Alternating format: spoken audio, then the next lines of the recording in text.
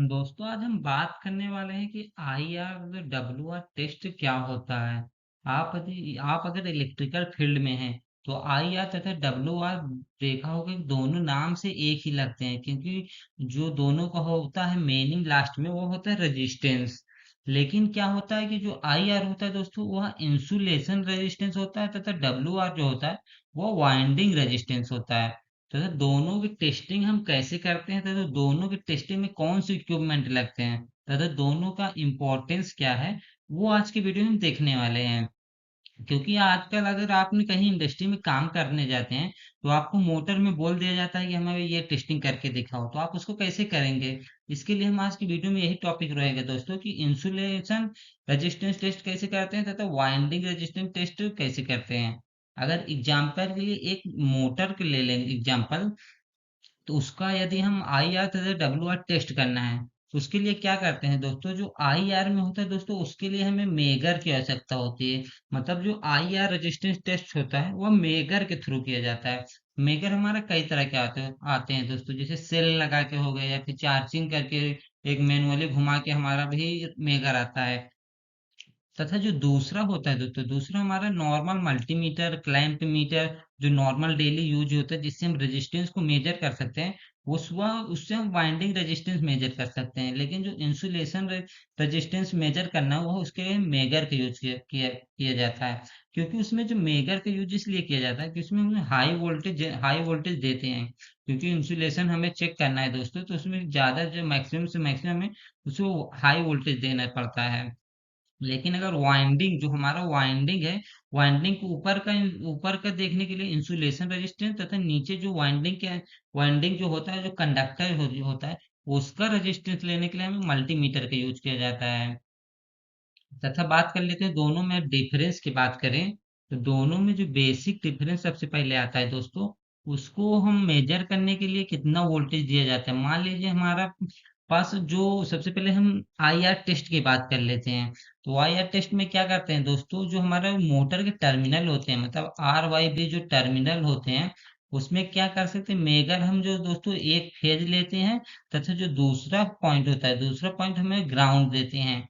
मतलब phase two ground हमें कितना रेजिस्टेंस आता है, कम से कम दोस्तों 1 मेगा ओम के ऊपर आना चाहिए। क्योंकि अगर वोल्टेज के अनुसार हम कितना वोल्टेज दे रहे हैं, 500 वोल्ट दे रहे हैं कि 1000 वोल्ट दे रहे हैं, लगभग मतलब 1 मेगा के ऊपर आता है दोस्तों, तो हमारा वो वैल्यू करेक्ट माना जाता है कि हमारा जो इंसुलेशन है मोटर का, जो वाइंडिंग का इंसुलेशन है वो हमारा अच्छा है, मतलब कहीं से ब्रेक नहीं हुआ है।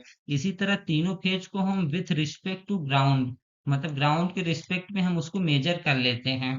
वो हमारा इंसुलेशन टेस्ट हो गया। लेकिन अगर हम रेजिस्टेंस रेजिस्टेंस टेस्ट की बात करें दोस्तों, जो वाइंडिंग का रेजिस्टेंस टेस्ट होता है, वह हमारा एक तो हमारा फेज टू फेज हो गया। मतलब जो तीन वाइंडिंग हो गए दोस्तों, तीन वाइंडिंग में सबसे पहले हम फेज टू फेज मेजर कर लेते हैं। फेज टू फेज हमारा कितना है, मान लीजिए 5 ओम हमारा फेज टू फेज आया। लेकिन इसी तरह हम अगर दूसरे फेज टू फेज में 5 ओम आया, तीसरे फेज टू फेज में 5 ओम ही आना चाहिए, तभी हमारा जो वाइंडिंग का रेजिस्टेंस है वह बैलेंस कंडीशन में है, मतलब हमारा जो वाइंडिंग है वह ओके है।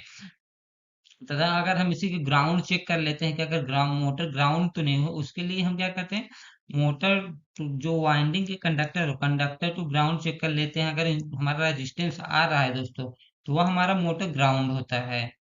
नेक्स्ट बात कर लेते हैं दोस्तों, दोनों में नेक्स्ट हमारे पास डिफरेंस जो आता है दोस्तों, एक तो जो जैसे कि देख चुके हैं दोस्तों, जो मेगर होगा फेज टू फेज मापा जाता है, तथा फेज टू अर्थ भी करते हैं। मतलब मेगर की बात करें दोस्तों, तो फेज टू फेज भी लगाया जाता है दोस्तों कि हमारा कितना रेजिस्टेंस आता है।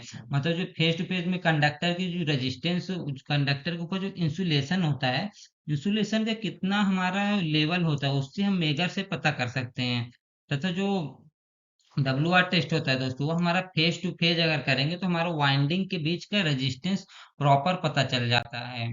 अब नेक्स्ट बात कर लेते हैं दोस्तों, हमारा जो दोनों के बात आता है दोस्तों, अगर हमारे पास जो वैल्यू जो आई आर वैल्यू कम आया है, मतलब हमारा जो रेजिस्टेंस की वैल्यू अगर मेगर में कम आया है, तो उसमें एक रीजन ये हो जाता है दोस्तों कि हमारा तो एक तो रीजन सबसे बड़ा हो जाता है इंसुलेशन मॉइस्चर तथा डैमेज। मतलब जो हमारा इंसुलेशन होगा वो मॉइस्चराइज हो चुका है या फिर हमारा कहीं डैमेज हो चुका है। इसका रीजन जो अगर लो रेजिस्टेंस बताने का रीजन ही यही होता है कि उसका जो इंसुलेशन डैमेज हो चुका है, क्योंकि हमारा रेजिस्टेंस अगर कम आ रहा है तो फेज टू मतलब जो हमारा कंडक्टिविटी बन रही है, मतलब ग्राउंड के साथ उसकी कंडक्टिविटी बन रही है।